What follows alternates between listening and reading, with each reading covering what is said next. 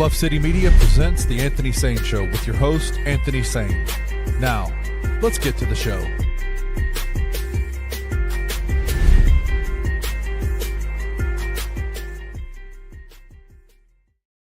What's going on, everybody? Welcome to the Anthony Sain Show. This is, of course, your host, Anthony Sain, here live, man, for the Anthony Sain Show. It is a Wednesday afternoon at 12 p.m., the time that we always launch the show, but we are going live. Matter of fact, I don't think we're going to do any more shows that aren't live. For going forward, all of our shows should be live. We might go pre-recorded Friday. I don't know. But, of course, y'all know, starting not next Tuesday coming up, but the Tuesday after that, Tuesday, June the 2nd, we will be live Monday through Friday.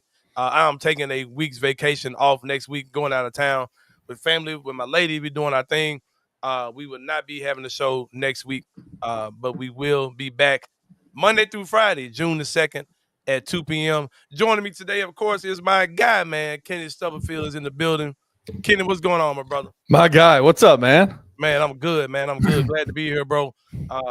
Shout out to King Meeks. Shout out to King Meeks. Shout out to you, bro. King Meeks in the comments. Yeah. Show love and support, man. Always, appreciate you, always, man. always. Thank you, man. Man, I was doing a little counting, man, and I told you I didn't know that my 2-year anniversary was last week. And it's crazy just the irony of everything, right? Yeah, it's crazy.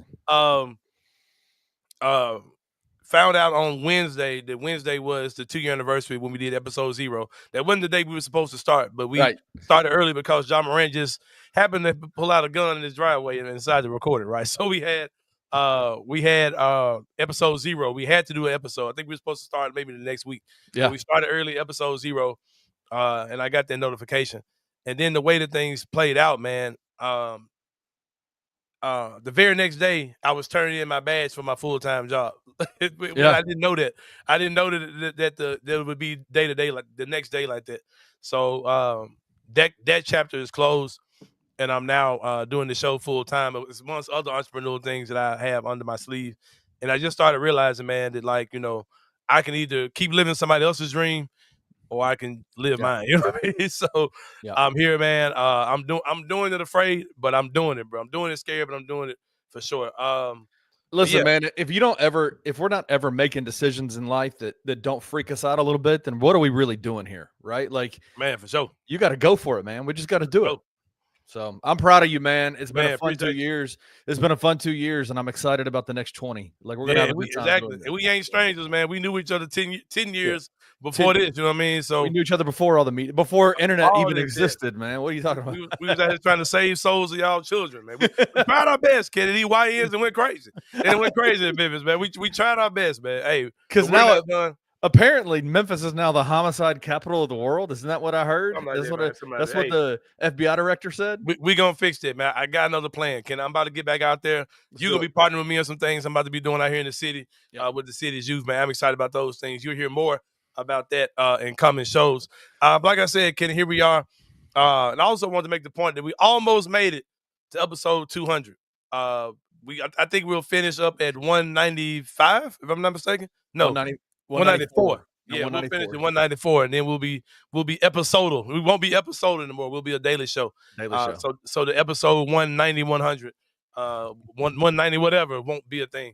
We'll be a daily show at that point. So it'll be the Monday, June 2nd edition of the show and all those type of things. Right. I'm extremely excited, man, about what's to come. Thank you guys for rocking with us for the last couple of years, man. So many people, they just rock with us, bro. I see people out. I tell you, man, the most touching one, period, was when we had our watch party, right? Yeah. I got off Jason and John's show, shot down to the FedEx Forum to pick up some merchandise. A lot of y'all didn't see because I decided to keep most of it. To be real but we got some free merchandise to pass out for the watch party. And the receptionist at the front desk heard my voice, and she said, "When I heard your voice, it made me recognize your face. I watch your show twice a week. I hear you every week on Jason and John. I love what you do."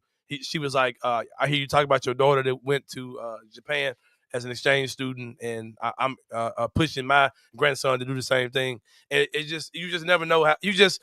Sometimes you feel like we're just talking to a laptop or we're talking to a camera. And you're talking to a wall, and you don't really think that people actually are on the other side of this that watch you and rock with you. And it seems like the more and more I go out, I see more and more people who recognize me. Sain Asylum, and it's just all the time, bro. And I just I'm just happy for it, man. I'm excited for what is next. But Kenny, we got a nice show today. A lot of things to talk about. I'll give you guys a quick rundown of what you will see on the show today. We're going to, of course, talk about the NBA Conference Championship games that are going on. Minnesota Timberwolves lost game one on the road against Oklahoma City Thunder. We'll talk about that. Also, of course, we're going to talk about the Knicks and Pacers who play tonight. Cannot wait. We'll talk about the NBA Rookie of the Year. All rookie teams came out. We'll talk about that. Giannis Antetokounmpo has some decisions to make, Kenny Stubblefield. We'll talk about that. He already made one decision, and we'll talk about how that could impact the Memphis Grizzlies, but not in a way you may be thinking about. Always got some Tiger basketball stuff with Penny Hardaway getting another a local commitment, Kenny Stubblefield. Haven't seen one of those in a while now, as well as maybe one of the biggest and nastiest controversies in sports right now, the fallout between more fallout. Part two, year two, Reese and Caitlin Clark discourse. We'll talk about that and more on the show today. But let's start off with the NBA Conference Championships, Kenny Stubblefield. The Minnesota Timberwolves lost. I'm saying that hoping my brother in Minnesota is watching. Yeah, is that why you're? I'm like, why are you saying it like that? OKC wins game one. You're saying now Minnesota lost game one. Shout out to Anthony's brother up in Minnesota. Yeah, I'm in Minnesota. But you know, according to Chris Vernon and according to other people with this narrative, no matter what we saw last night, no matter what we see in this series, the Oklahoma City Thunder cannot win the NBA Finals because history says they won't. I'm a history guy too now. There's a lot of things I've leaned over the history, but not taking it stiff. It cannot happen. but according to Chris Vernon, the only people that can win the championship are the Pacers or Minnesota. So we'll see. We'll see how the whole thing plays out. But the Minnesota Timberwolves lost game one against Oklahoma City Thunder. I've never seen a team that is poised to win a championship that hasn't been like a Steph Curry Golden State or LeBron Heatles or whatever. Or I've never seen a team that looks like they're on their path to the championship that's getting hated on all the way to the finish line like the Thunder are. And it comes from locally, they're getting it here in Memphis. They're getting it nationally, all those type of things. I'm enjoying it because I said people a long time ago, when I saw the way that they beat us by 50 in game one, when they came back on us in game when Ja got hurt, and I see the rest of the playoffs, kind of how good these teams, how not too good these teams are. When I saw the way that Minnesota really was playing with their food against the Golden State Warriors to the point where I started wondering maybe they're not that much better than the Golden State Warriors team without Steph Curry, right? And I see just how some of these playoff series have gone. Oklahoma City Thunder are by far better than everybody. And Denver was close to them. Because they've got the best player in the world and because they're a team full of veteran players who've been there, done that. And because, teams are going to get tight. You'd expect that the Thunder to get tight as the stage increases. But I think they found their swagger. I think they've got their bearings, and they got it out. And outside of thin ass air in Denver, they was beating the hell out of everybody. And I think if it wasn't for the thin ass air in Denver, they would have got them out of there a lot easier than they did as well. But do you think that game seven for OKC and Denver would have been different if everybody had been healthy? Yeah, no, they would have lost. You think they still would have lost? But Oklahoma City is good, and they. Oh no, I know. I don't want people to think I'm making a heel turn. I hate everything about them dudes, but on the court, the way they play, the way they're coached, the makeup of their roster, man, I am a fan. Like for real, like that team is really freaking good, man.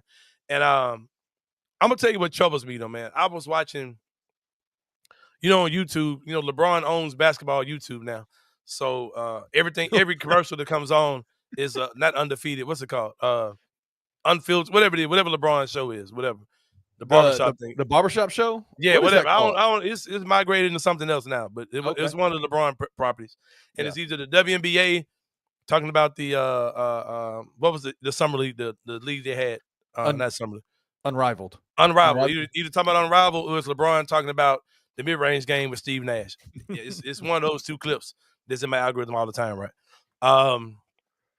So LeBron's talking about how the mid-range game is probably more important now than it was back in the day. And he said the reason why is because you got teams who focus on getting to the goal and teams who focus on shooting threes. So the defenses have kind of devised ways to minimize both, like to kind of nullify got teams who want to get to the basket and teams who want to get, take a lot of threes, right? So if you got guys that can knock down mid-range shots, right, that's a big asset, right? So, and I agreed. I enjoyed the conversation. LeBron was like, it's not that the mid-range shot is gone. It's just that there are only certain players in the game that are even kind of allowed to take that shot. He said, but your star players take that shot. The Lukas of the world, myself, SGA, your star players are, your Jalen Brunsons, all these guys, that is their bread and butter. They're getting to that shot. And it's almost a even more necessary shot with the way the teams play defense now. That shot is there now. You know what I mean? So I was enjoying what LeBron was saying.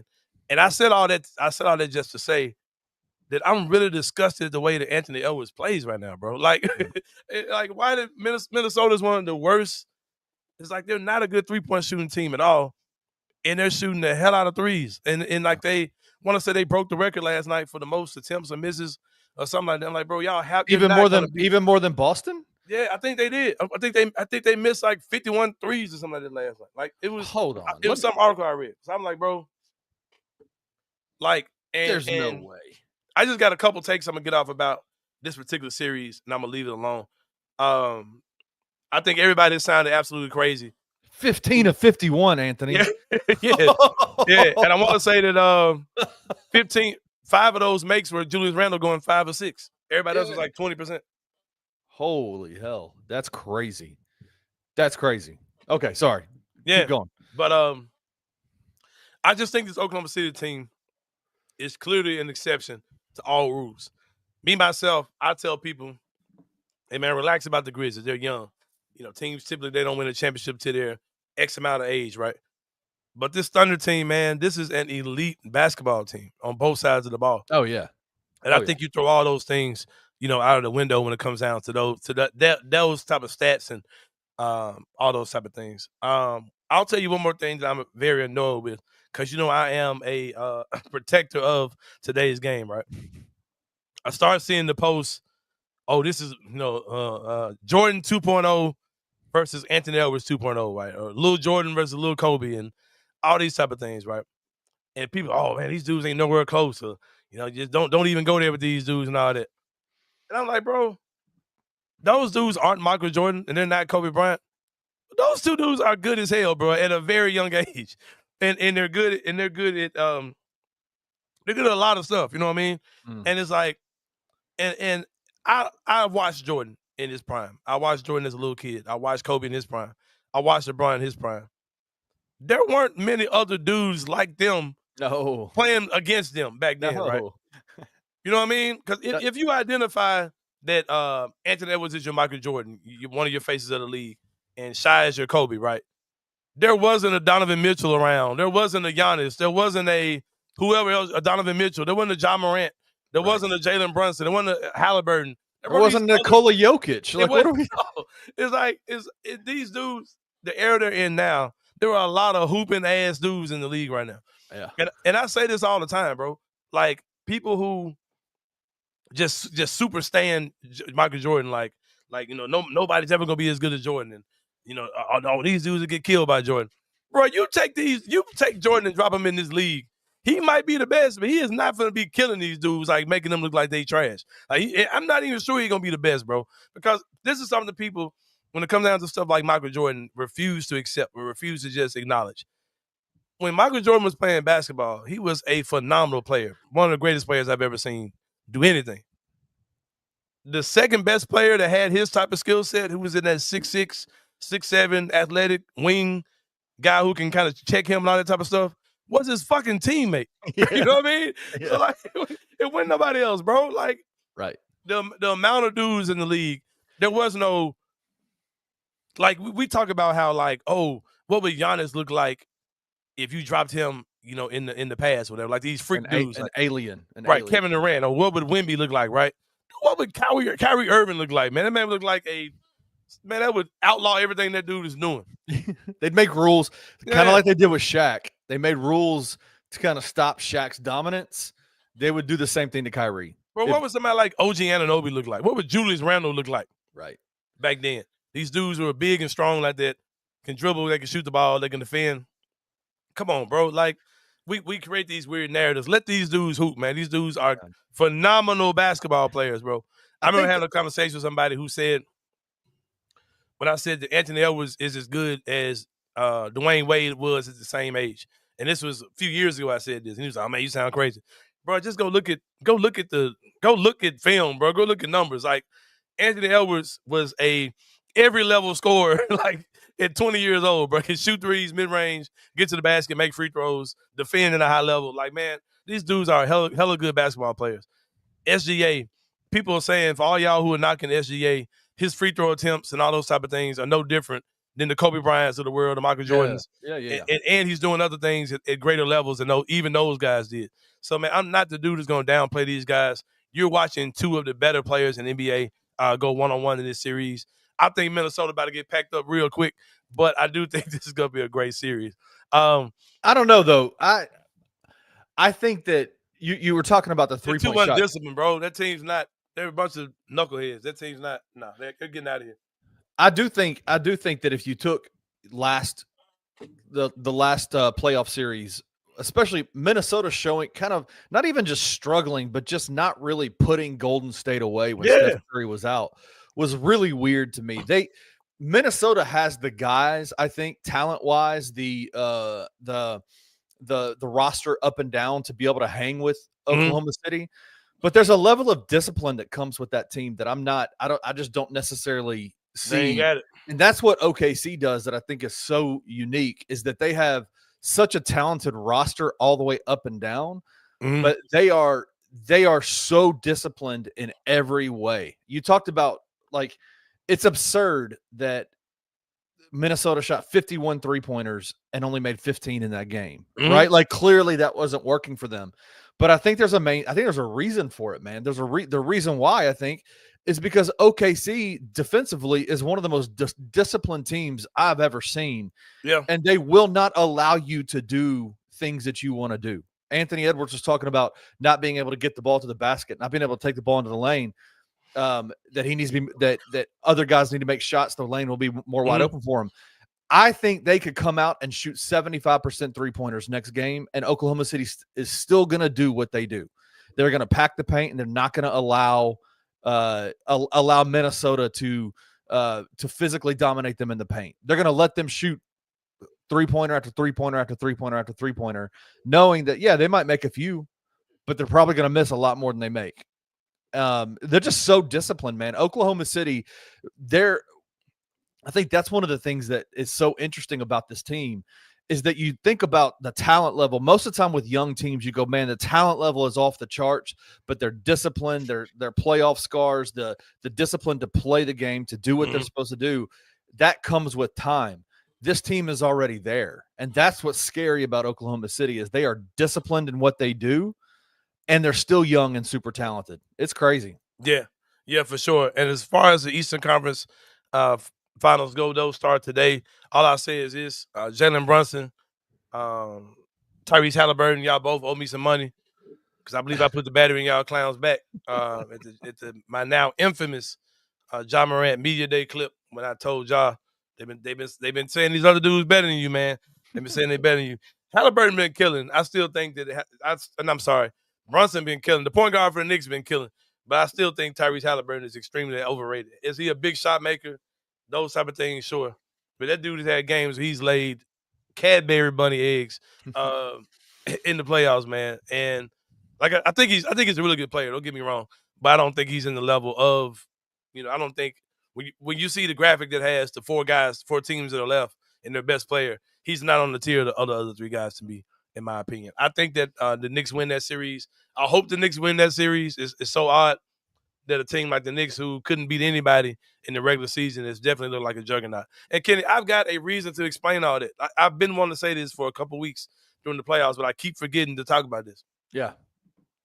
When everybody in the league is doing this thing where they're saving minutes, right? Where they're like, we're saving our guys to stop them from getting injuries in the regular season and hopefully be ready for the playoffs, right? Right. This Knicks team plays playoff minutes all year long. So they're ready for this. Like, they're busted. Their bodies are already beat up and callous and all those type of things.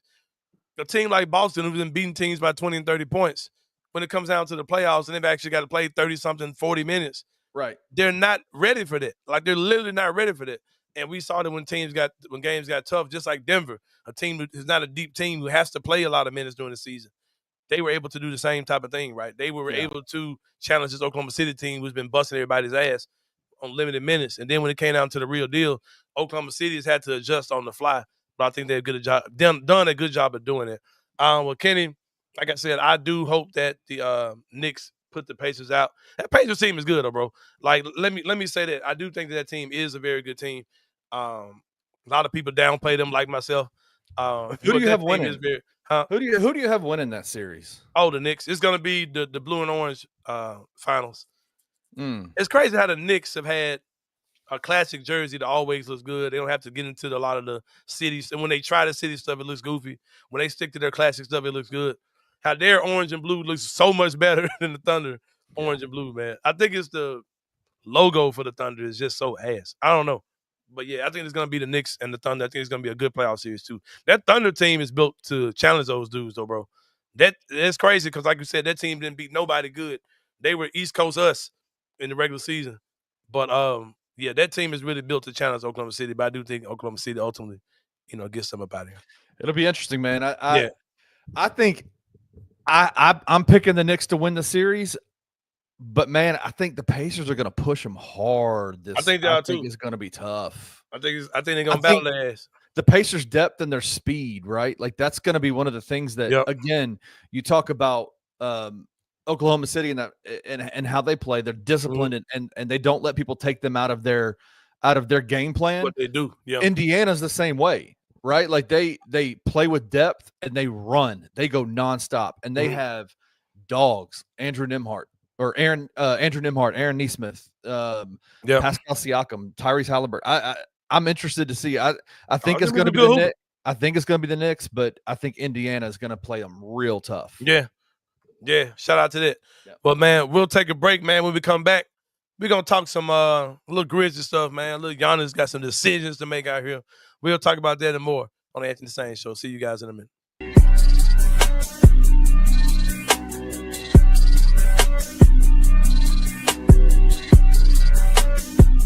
But it's pretty obvious that the Boston Celtics are going to be pivoting and changing some of their personnel. Jaylen Brown is a guy that has been kind of polarizing, right? He's got a Finals MVP, an NBA championship.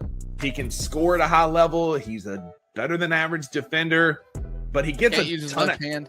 Yeah, he gets a ton of hate from NBA fans across the league. Is Jaylen Brown somebody that you would like to see in a Memphis Grizzlies jersey? Yeah, that's a stupid question, Rusty.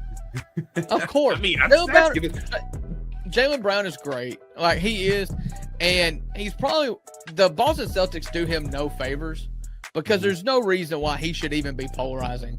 But for the first 4 years of his career, like, he was constantly in trade talks. Like, constantly. And it made no sense why. But now they're kind of up against it. He's obviously a name that is going to be talked about. I would love to have him as a Grizzly, but ultimately, I don't think there's any way Boston trades Jaylen Brown. Tune in to the $2 Sports Show with Rusty Witten and Drew Gann every Tuesday and Thursday live at 12 p.m. on the Bluff City Media YouTube channel. John Calipari could make his return to the city, to FedEx Forum, and it would be his first game against Memphis since he left for Kentucky at the end of the 08-09 season. And I know there's some people that still have their hard feelings for Cal. They got to get over that. I've heard that less and less though over the years. I think people are just sort of letting that go. Is that they're steamed towards the idea that some former Memphis players that played under Cal could be honored, whether before the game, after the game, at halftime. I would love to see like a roundtable discussion with them. That would be phenomenal. Sounds like John Calipari is putting that as this has to happen for me to sign up my team to come to Memphis and play. From what I understand, he's telling people it's not just that 2008 team, it's everyone. Yeah. Everyone needs to be invited back. Will Memphis do it? I don't know. I would suspect that they will effort it. I think that they will try. Tune in to On the Bluff with Christian Fowler and Gabe Kuhn every Tuesday at 12 p.m. on the Bluff City Media YouTube channel.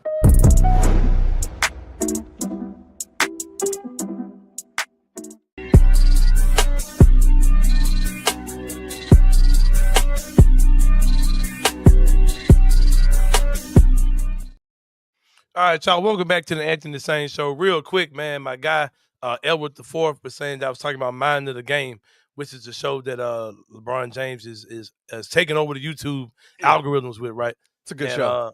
And also the one about I'll tell you, there's another one about the WNBA too, but it's a LeBron show too, I think. But yeah, I think that is what it is. But the part that aggravates me the most, Kenny Stubblefield, is that I have AirPods. Right, I got them in my ear right now as we speak, as we record the show, and because of that, they're waterproof. So I get in the shower, I cut a YouTube video on. I might be watching this show or $2 or Chris and them or whoever, Brevin. I might be watching the show, and then this commercial comes on that I can't skip because I'm in the shower, and it's like an hour show that they put in as an ad. So it's like I'm literally forced to listen to this crap while I'm in the shower. But yeah, shout out to LeBron for taking over YouTube. By the way, but yeah, we are back. Right. We are back on Anthony Sain Show. Again, want to remind you guys, of course, we won't be having the show at all next week.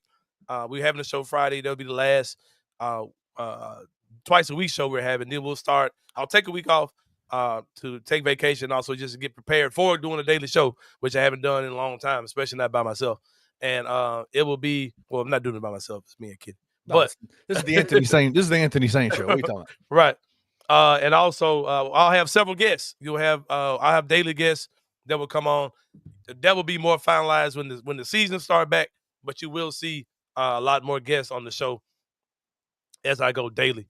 But also want to make another announcement for you guys. Kenny Stubblefield, I am bringing back a segment that I used to do on the Jason and John Show. The Anthony Sain Show Church Reviews, Kenny Stubblefield, will start on June the 2nd. At 2 p.m. when we do the show, it won't open the show with that, but it will be a part of the show that we have every Monday at 2. Some Mondays, because if I do it every Monday, it means I'm going to church every Sunday. I'm letting y'all know right now, that ain't my thing. It ain't my bag. Church going ain't my bag. But for the people, I will go to church often and come back and have a review ready for you guys. It's going to be great. It's going to be all done in love. This is not anything that I'm doing to tear anybody's church down or discourage anybody from going to church. But I'm going to go to church for you to help you decide what church might be the best fit for you and your situation. Kenny, because being a guy who I'm a PK, I've worked in youth ministry, I've served at churches, I worked in the media teams, all these type of things. I know the ins and outs of church and what makes a fire ass church service, man. I know.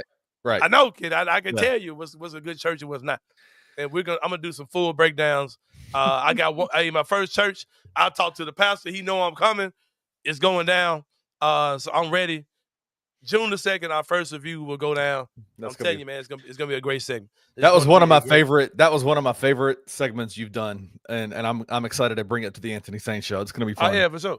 And I've had over time, I've had pastors reach out to me, thanking me, like making me letting me know things like, man, what you said that was kind of critical about my church, I've been pushing that to my people for the longest, and they don't listen. And I'm glad that somebody else had to say it. Or things like, man, that's what you noticed. I'm glad you noticed that because that's something we're intentional about. Like we want people to come in and see that or feel that. And the fact that you picked that up, I appreciate that. Like it's been a lot of feedback, and I hope that it helps somebody find their house of the Lord that they need, man. So I'm excited about that for sure. Kenny Stubblefield, speaking of excitement, man, I'm very excited that the Memphis Grizzlies once again have 2 rookies that are on the NBA All-Rookie team. Jalen Wells and Zach Edey made the All-NBA first team, 3rd time in franchise history that we had 2 rookies on the All-Rookie first team at one time. Of course, the first one was Pau Gasol and Shane Battier, our very first inaugural season with the Memphis Grizzlies. The second time, John Moran and Brandon Clark did it, 2019-2020 season, and now this year, Jalen Wells and Zach Edey both are named to the All-NBA rookie team. Shout out, man. First team. Shout out to those guys. Yeah. I want to say 4 centers altogether. No, 5 centers. Half of the 10 dudes were centers. And Zach Edey was there in the midst and higher ranked according to the voting than anybody. Him and Alexander Sarr, of course, made the first team. Zach Edey was a finalist for the Rookie of the Year. If I'm not, hold on, was he? No.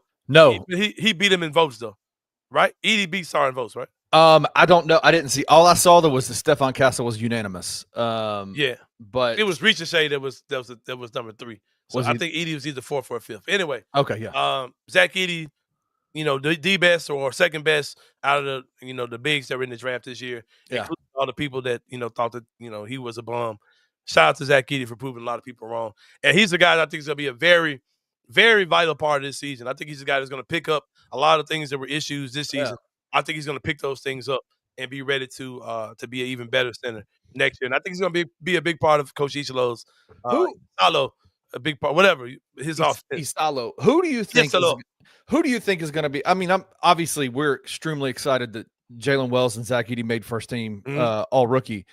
But in terms of longevity and career and things like that, like Zach Edey and Jalen Wells, I would say, don't you think their skill set and what they do, what they've shown even in this past season, tells me they probably have a better shot to be pretty influential in a competitive team, in a team that's a contending team moving forward than really anybody else, any other rookie. They'll have long careers, and I think they'll be a big part of making this team good. Poor Stephon Castle feels like, I'm sure he probably feels like, man, it's any day now I'm getting traded for somebody. He probably feels like, man. Yeah, he has to feel that way, right? Like with all the talks and stuff about San Antonio, yep. The only real trade piece that they have that anybody's going to be like really excited about that's attainable is Stephon Castle, right? Like he's probably going to get moved, wouldn't you think? Yeah, for sure. I could definitely see something like that. Yeah. I'm gonna tell you something. Yeah, I can see. Man, watch Dallas this offseason, man, because they're going to get a point guard, whether it's a Tyus Jones or they're going to do something. Yeah, they're going to do something for sure. So just watch Dallas when it comes down to that type of stuff. I will say this.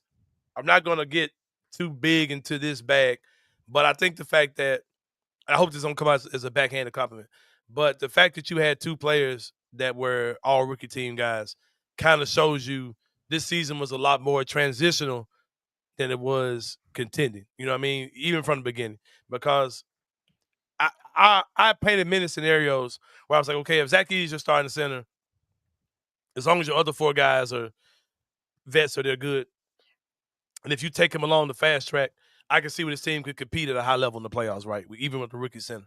But when 2 out of your 5 guys are rookies and they're all rookie team, even if they're all rookie level team dudes, you're still asking for a lot from those dudes.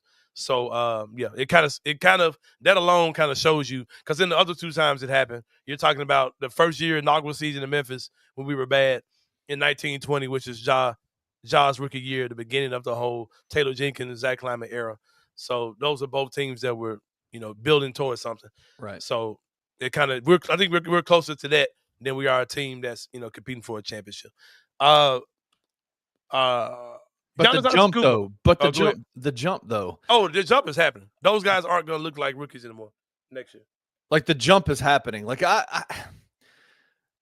heard a lot of people like, and not saying that you're doing this, but I've heard a lot of people give backhanded compliments about Jalen Wells and Zach Edey making the rookie team and how that's a negative towards the Grizzlies. And I'm like, it's a plus. Like how is hitting again in the draft with guys that are going to be cornerstone pieces of your franchise when your core guys aren't even in their prime age right now? Right. How is having these 2 guys be successful and be named all rookie team? Like I just don't see. I just think we got to get past this idea that last year was an unsuccessful year because they're not still playing in the playoffs right now. Like the Grizzlies, judging by these other teams, man. If we had got some other matchups, I think we would have beat Golden State if we got them in a 7 game. Right. I think we would have got Houston if we played them in a 7 game. Like I think they would have. I think they could have taken Minnesota. Yeah, to be told in a 7 game. Yeah, in a 7 game. Like I just. They're not as far off. You said this a few weeks ago. They're not as far off as you think, but they also have a lot of growth that they have the potential to do because their guys aren't even in, like their main core guys aren't even in their prime yet, right? Yeah, like, and I don't know. It is funny. Like it's like this idea that the Grizzlies weren't successful last year because they didn't, go. They're not playing in the Western Conference Finals. But hey, shout out! You got 2 new rookies, and it's just like, man, shout out to Jalen Wells and Zach Edey. But I also would say shout out to Zach Kleiman in the front office for targeting these guys, getting them in, and helping develop them into what they're going to be. Because this next season, I think the Zach Edey jump, I think the Jalen Wells jump is going to be wild this year. Yeah, honestly. I think both of those guys are going to be really good. I think we'll see, a lot of growth from those guys starting next season for sure. Now, Kenny Stubblefield, Giannis Antetokounmpo has a big decision to make. I don't really have much on this. Does he? Right. The more and more I look at this, bro, the more I feel like Giannis might just be playing around. Shout out to Pat Beverly, who said that. He said, man, I'm telling y'all, Giannis ain't going nowhere. He's trolling. And I've said this for a while. Giannis Antetokounmpo comes off like the type of dude who could surprise everybody, be like, man, you know what? I've won a championship here. I've raised my family here. I ain't going nowhere. I don't think that's the case. I do think that there's probably some level of want to get the hell up out of here with Giannis. That sound like a last name. Giannis wants to get the hell up out of here. It actually flew. It actually felt good. Yeah, man. But I'm not sure. I'm not sure how the whole thing is gonna go. They said midweek. Today is as midweek as it gets. So hopefully we hear something. Some breaking news as far as that goes with Giannis. Wait, who said midweek? That's what the report was. He's supposed to meet with the team midweek. Oh. Yeah, he's supposed to meet with the team next week, midweek, this week to discuss, the future or whatever. That's what the report was coming out. So you think let me ask you this. I've heard people say you said this, respectfully demanded a trade. Do you stand on that, or do you think that he's willing? You think he's gonna be in Milwaukee next year, or think he's gonna be traded? Well, I don't think I said that he's already asked for one. I'm saying that if he was to do it, he would go about doing it. Well, the way that he did it, some of the conversations that he has is like, I mean because that's another thing too. He hadn't really said anything. Like, we've heard reports saying that he's open to possibly going somewhere else. I mean, that's not really saying that he's acting out or that he wants to be traded. Like, that's not. But that's the most way he's gonna do it. Giannis he's not gonna do anything to make himself look crazy, bro. He's not gonna burn his cover because he's a lunatic. He's not gonna burn his cover. One of the reasons why I say he's a lunatic, Kenny Stubblefield, is because I can't remember who interviewed him, but there was an interview with Giannis Antetokounmpo where they asked him if him and 4 other NBA players had to fight a gorilla, Kenny Stubblefield, who would his 4 guys be? And this is what I meant when I said something. He had to make a decision that possibly involves the Memphis Grizzlies. It wasn't about getting traded. It was about this. He named his 4 guys, Kenny Stubblefield. Have you seen his list? You know who the guys are? I did see the list, yes. Okay. The list is, for those who haven't seen it, Nikola Jokic, Steven Adams, Ivica Zubac, and Memphis Grizzlies' own Zach Edey was also named on that list, Kenny Stubblefield, as the guys that Giannis Antetokounmpo would go into a fight with a gorilla. For some reason, I think just because Giannis is on that team, they might win. I think it's strictly because Giannis. Because I think Giannis got hands. I don't know nobody else, but I think Giannis Antetokounmpo, he's not a throwback guy like the Zach Randolphs of the world, but I've always thought Giannis could fight. Like, I've always thought he could scrap. But there is an omission.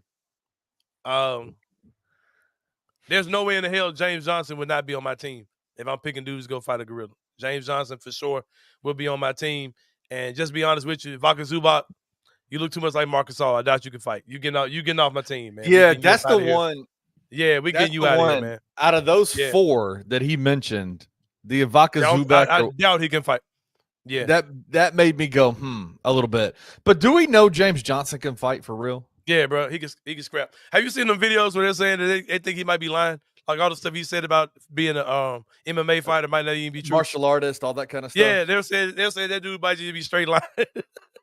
Like, for some reason, NBA media, NBA, the even the announcers, there becomes this like folklore aura around some certain guys. Like the one that James Johnson, every time he's on TV, every time his team plays, and they even mention him, they talk about the fact that he's an MMA artist, that he's the guy that you wouldn't want to fight. He's got hands, this kind of stuff, which is such a wild thing to say, like, constantly about somebody.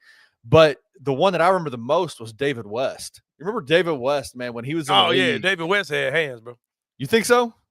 You think he didn't? I don't know. Now, I'm gonna tell you, hold on. I'm gonna tell you who I think had pause for real. What was the dude name that played for the Clippers that year that they put us out that was getting on the rebounds? He was bald head. And then the Knicks had another one that looked like a fake version of him. Looked like a Temu version.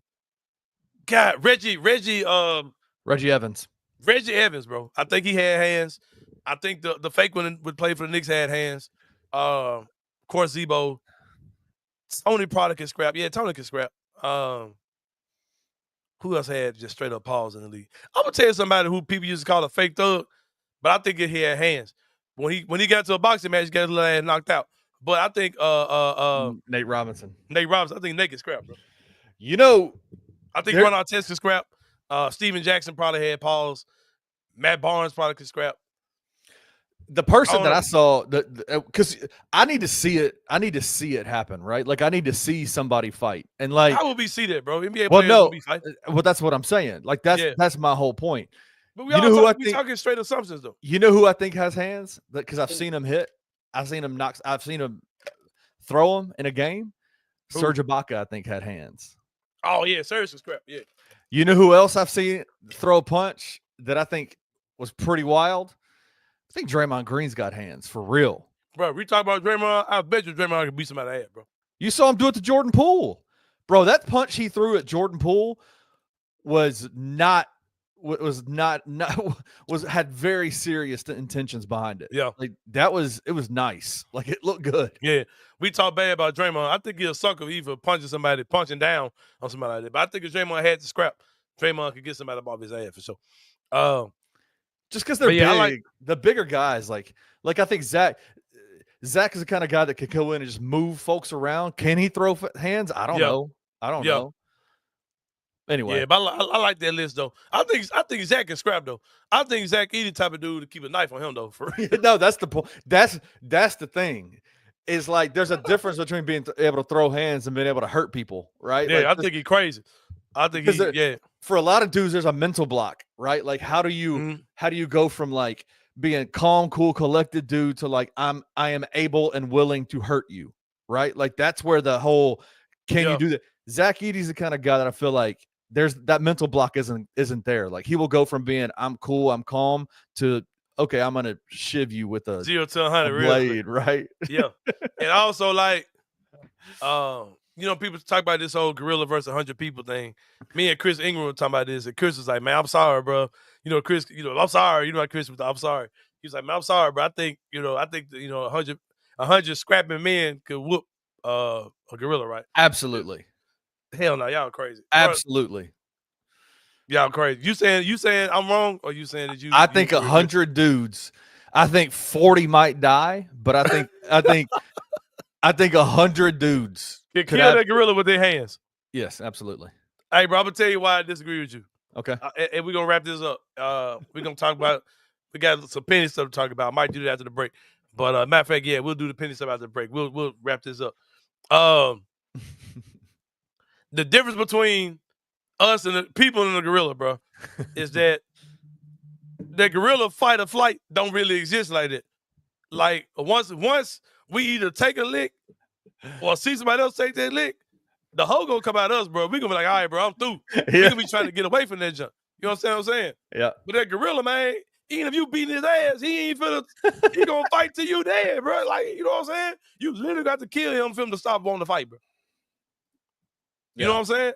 I just think that I know we want to get off this, but I just think if you were to like it'd be all about how many dudes are you willing to give up to subdue that gorilla?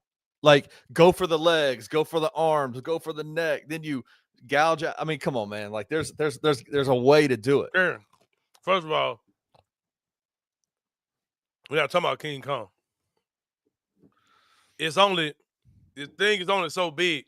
Right. So if you talking about jumping them, it's only a certain amount of y'all that can jump this thing, right? It ain't right. Ain't like gonna be 100 motherfuckers that jumped on the goddamn grill. No, I know. That's why I think you go in waves, right? You got to be smart. You got that thing is not gonna stop, bro. That man club somebody one good goddamn time. 50 motherfuckers finna stop on the fight. No, I know. Let me be the first one in the. Let me be the first one to run in there. We ain't got that man got animal instinct, man. He gonna fight till all y'all dead, bro. I'm telling you. I don't know, man. I don't know. 100 dudes? Man, that man gonna kill all them folks, bro. We ain't got no animal instinct like that. We gonna turn into a bitch. You get clubbed one good time, somebody get hit in their goddamn side. Oh shit, this motherfucker hitting hard on the motherfucker. We all gonna bitch out. They're gonna be dead. It's gonna be that fear factor gonna come in. We're gonna be dead. Fool. That's a fucking animal, bro. That's not no human being, bro. Ain't nobody trying to talk tough to impress no woman. This a gorilla gonna fuck you up, bro. Because it's either your life or his, or you gonna die, bro. For real. See, the animal kingdom is not as different as you think. We be trying to be tough to impress girls and all that type of shit. You don't think they do the same thing? Man. You don't think animals do the same thing? But their instinct is to go kill. I'm gonna kill your ass and peel you like a fucking banana. Goddamn it. Take you by your and just pull. Man, I said I want to go have this conversation about this goddamn gorilla, but we're here now. Shout out to Giannis was saying he'd put Zach Edey on this shit. I would too, goddamn. We talking about dudes in the NBA today. That's part of my guy, except for Zubac. I get his Marcus All little brother looking ass up out of here, and I James Johnson. Yeah, because you got to have somebody that can come in. You got to be fast. Put the surgical hands on his ass. You know what I'm saying? Yeah. But yeah, man. But we about to take a break. When we come back, we're gonna talk some Penny Hardaway. We're gonna talk some Caitlin Clark and my girl Angel Reese, and we'll wrap this thing up. We'll see y'all in a minute.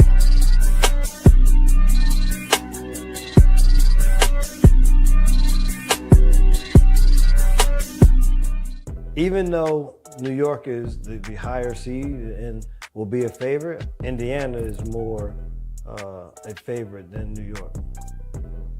Wow.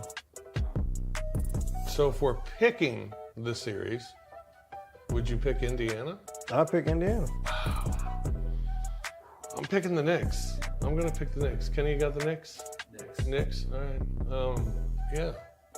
I like it. I like your pick, though. It's bold. I know what to expect from Indiana on a regular basis, what they're going to do. Now, will they be able to, the moment will be there? Hey, listen, this is back-to-back for them being in this position. I really hope the Knicks win, because if they don't, on this show, I don't know why you don't listen to the basketball guy. Never played the game before. I mean, whoop-de-doo. Good for you, dude. Tune in to the Night Court Podcast with your hosts, Rob Fisher and Brevin Knight, on the Bluff City Media YouTube channel.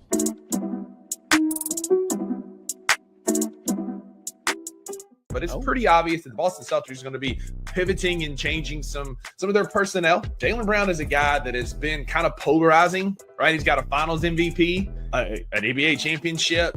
He can score at a high level. He's a better than average defender, but he gets Can't use his left hand. He gets a ton of hate from NBA fans across the league. Is Jaylen Brown somebody that you would like to see in a Memphis Grizzlies jersey? Yeah, that's a stupid question, Rusty. Of course. I mean, Jaylen Brown is great. Like, he is. And he's probably – the Boston Celtics do him no favors because there's no reason why he should even be polarizing. But for the first 4 years of his career, like, he was constantly in trade talks. Like, constantly. And it made no sense why. But now they're kind of up against it. He's obviously a name that is going to be talked about. I would love to have him as a Grizzly, but ultimately, I don't think there's any way Boston trades Jaylen Brown. Tune in to the Two Buck Sports Show with Rusty Witten and Drew Gann every Tuesday and Thursday live at 12 p.m. on the Bluff City Media YouTube channel.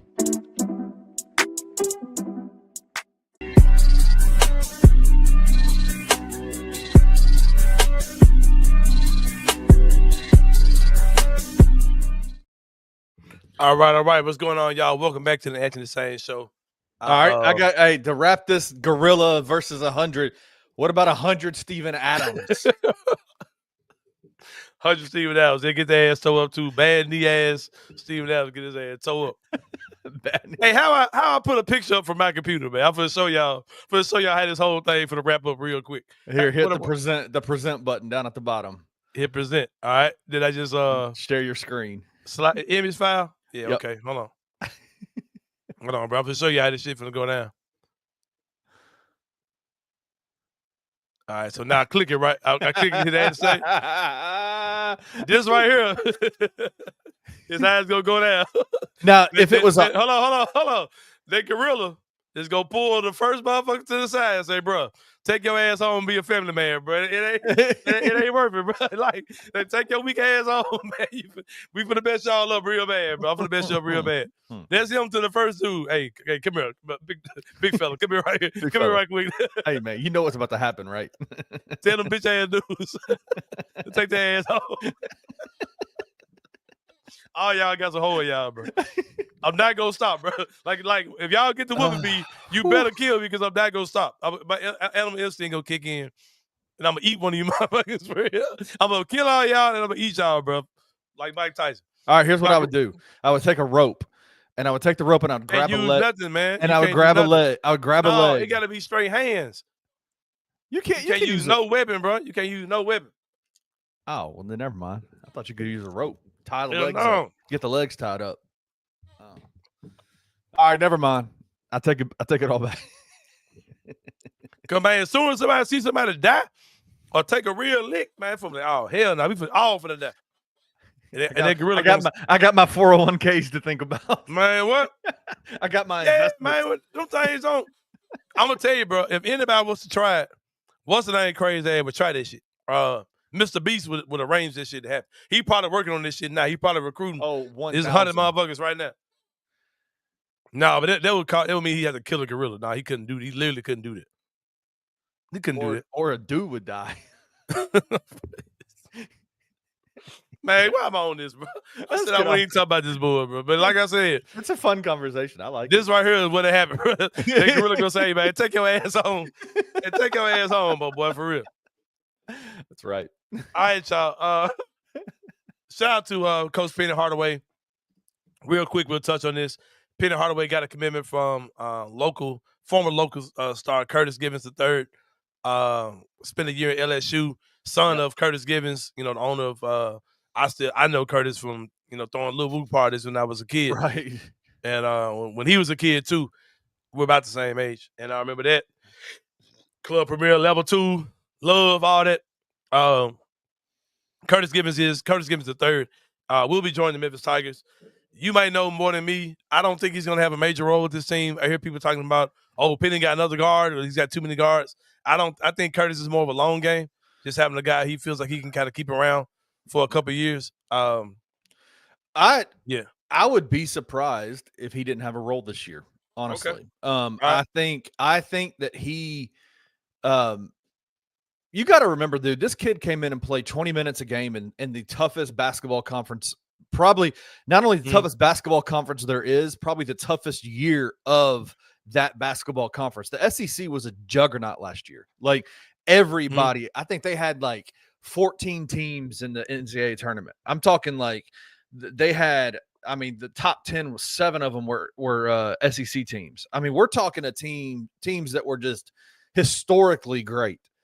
And as a freshman, you're going to struggle kind of coming in and adapting your game to such a high level. But now he's coming into his second year, and I think he provides a depth and a basketball IQ plus size, right? Like that's one of the things about this team that I think has been people have been kind of concerned about is the lack of size in the front in the backcourt. And he's 6'4", 6'5", big guard, a guy who likes to facilitate, and a guy who likes to play defense. And so could I see him come back and have a role? It could be what you're saying. It could be a situation where they bring him back and say, hey, long-term, long game here with him because he'll have 2 more years of eligibility after this year.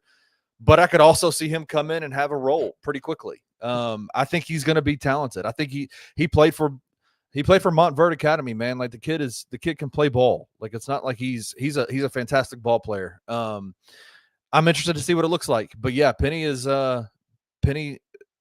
It is interesting how that kind of that full circle, because the decision came down between LSU and Memphis last year or 2 years ago in his recruitment. And so now went to LSU for a year and now he's back in Memphis. So yeah, shout out to Penny. Shout out to Curtis Givens. And I will say this, Kenny. I remember my parents, my mom would always put stuff in the layaway. I don't even know if layaway even exists anymore. My mom would always put stuff in the layaway. And oftentimes with the layaway, it would go in the layaway. Then they would, it only hold it for so long. Then you would have to, they would put it back in stock, right? So I think a strategy that my mom had was, I can't confirm this. My mom's not here anymore to confirm, but I think a strategy that my mom had was she would put stuff in the layaway, then they would take it off the shelf in like maybe 90 days, right? Then they would put it back into rotation of the store. By that time, that item very well might be on sale or out of season. Right. Right. So, and if it was out of season, it would hang around, leave it a little bit longer, and then it would ultimately go on sale. Shout out to Penny Hardaway for putting Memphis players and putting freshmen all together in the layaway.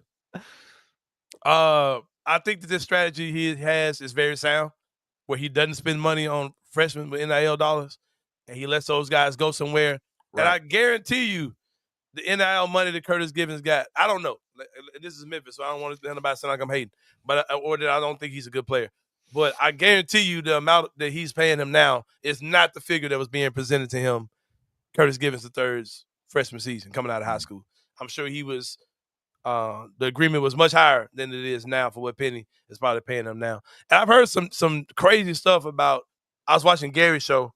Shout out to me for being an actual media member that admits to watching other people's shows.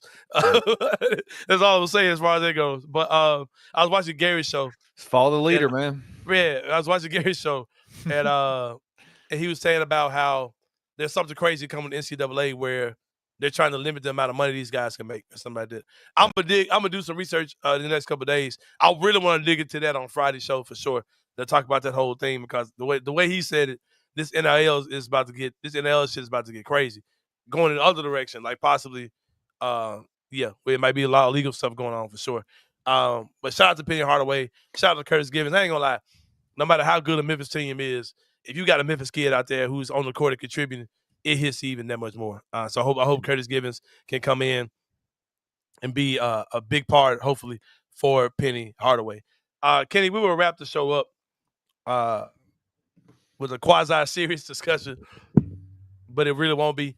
A lot of talk is about the two of the biggest names in the WNBA, and that is Angel Reese and Caitlin Clark, and the discourse that comes with those two players, right?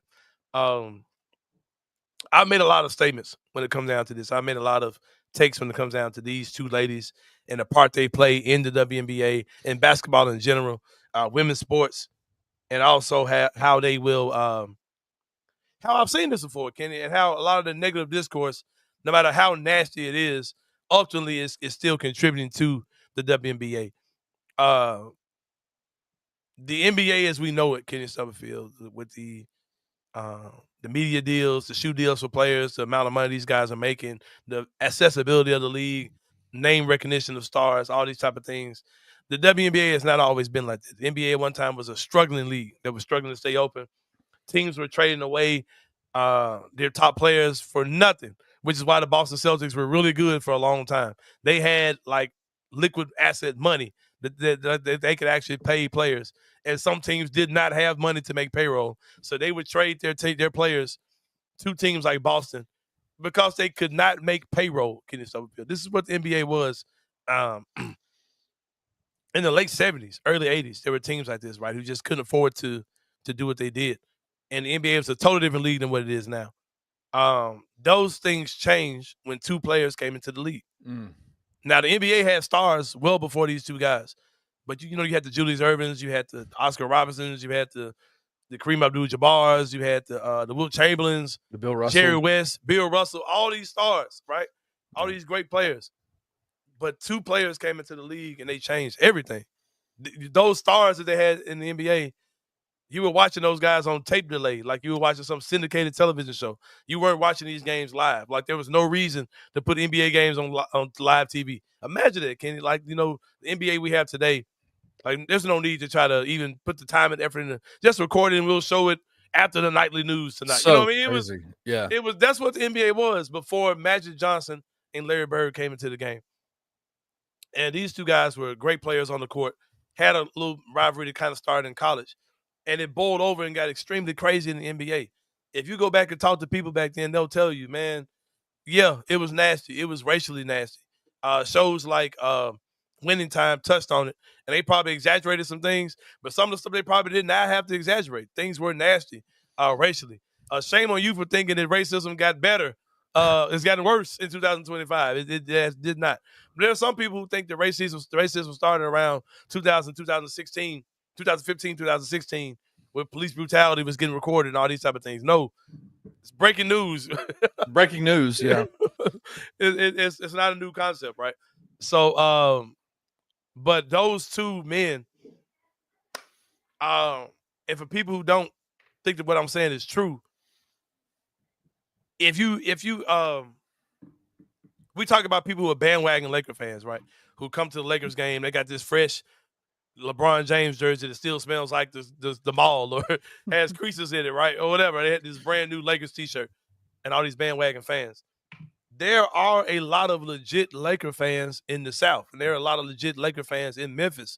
There are a lot of black Laker fans because at one time the NBA was split between all the white people like Boston, all the black people like the Lakers, and it's just kind of how it was. I remember as a kid, my dad was a Celtics fan because they had a black coach in K.C. Jones. But my dad would say, it ain't many of us. Like, I just like them because they got a black coach, but they are not the black people team. I remember my dad telling me that as a kid, right? And there are people to this day who are Laker fans because of that racial divide of black people like the Lakers, white people like Boston. We like Boston because of Larry Bird.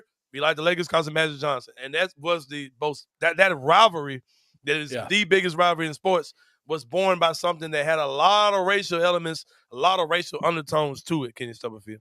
And I think that anyone who says that there aren't any bias on either side of this conversation are absolutely silly. I've seen some egregious things coming from people on the Caitlin Clark side. I've seen some wild things coming from black people as well on the Angel Reese side. I'm a fan of basketball. I like Caitlin Clark's game.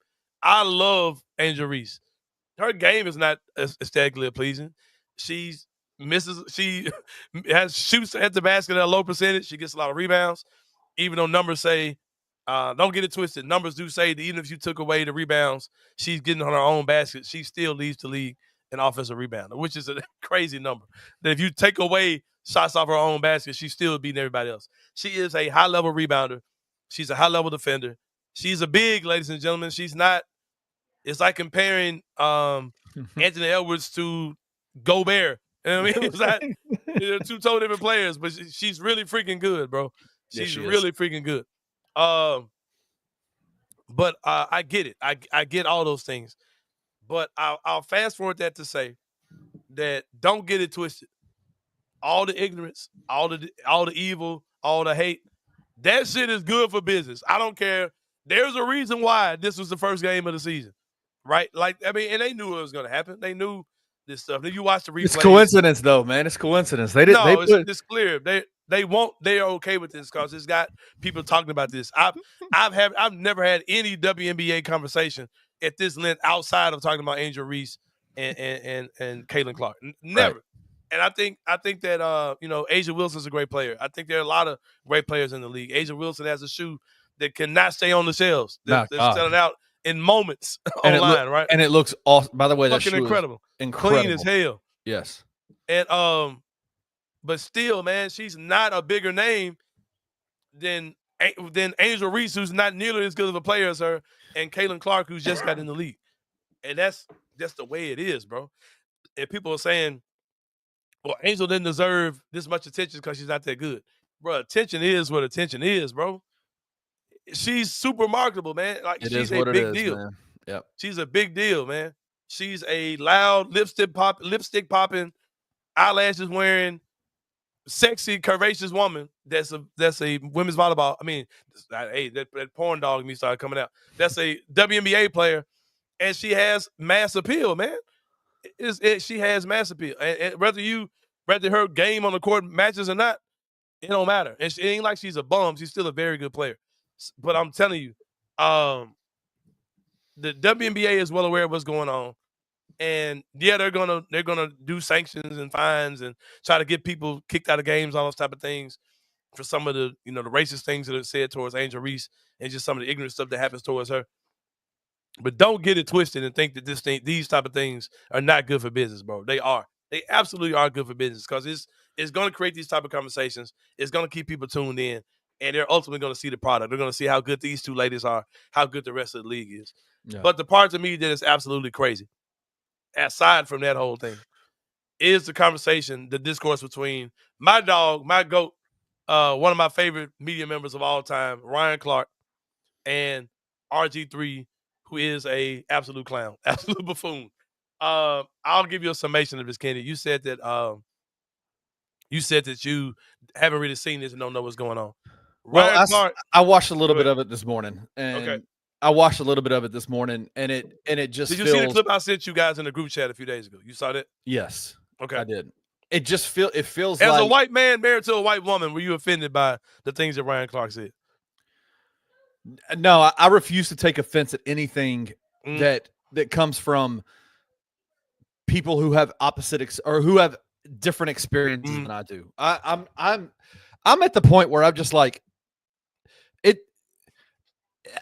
I don't have a shared experience that a guy like Ryan Clark has, or somebody who I don't have that shared experience. So for me, it's like I'm good. Like I don't have an opinion on what he's saying because number one, I'm not a black woman. I don't know. I don't know what the know what the black woman experience is in the United States of America. Yeah. I try to listen to people and hear what they have to say, but I'm not going to form an opinion about it, like to disagree with him. I don't have an opinion in that regard.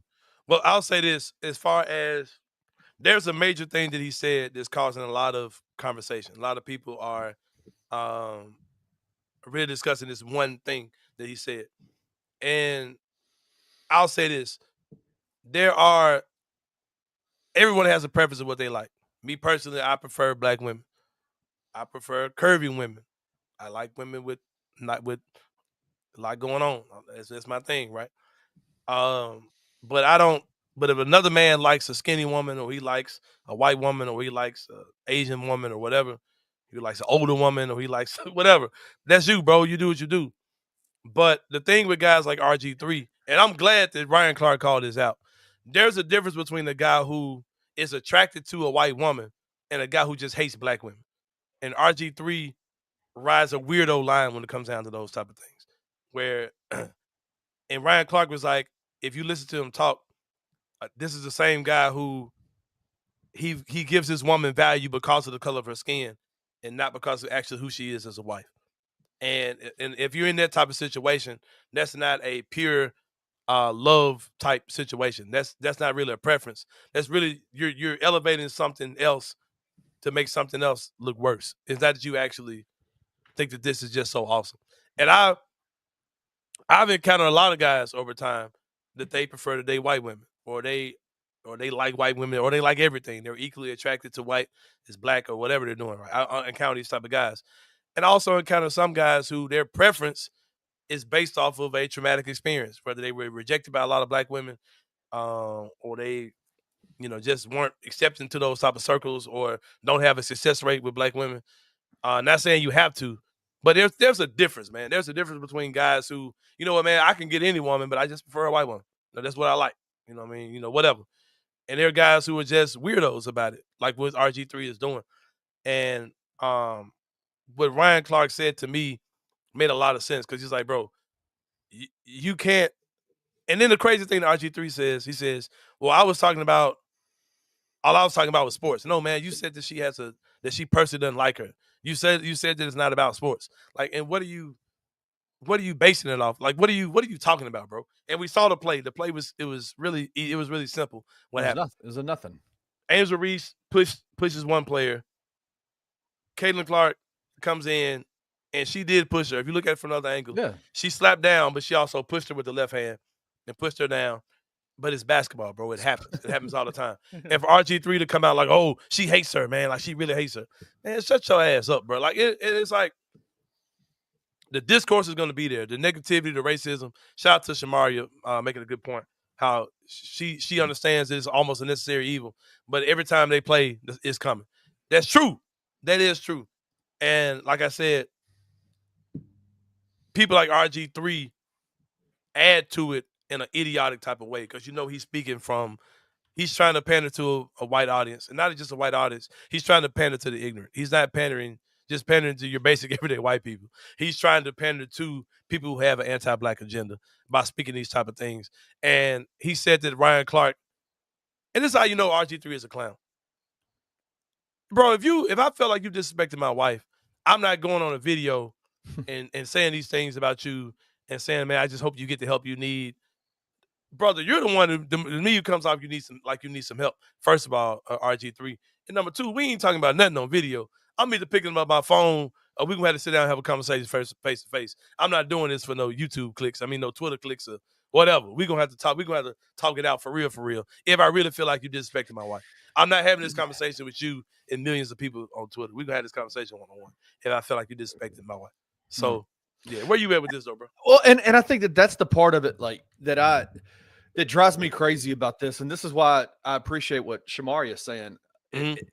The rhetoric, the problem is where the rhetoric is coming from. It's coming from people that have a platform that speak, that when they speak, they know what the result gonna be. They know what the nonsense coming. They know what the nonsense is. And I guess like part of it for me is like, listen, there might be truth to what everybody is saying. There might be truth to what all the conversations are. I refuse to try to say this is what I know RG3 is thinking when he's saying it. This is what I know Ryan Clark is thinking when he says it, because I don't know them at all. I don't know anything about their stories. I don't know anything about RG3 and any kind of trauma that he's experienced.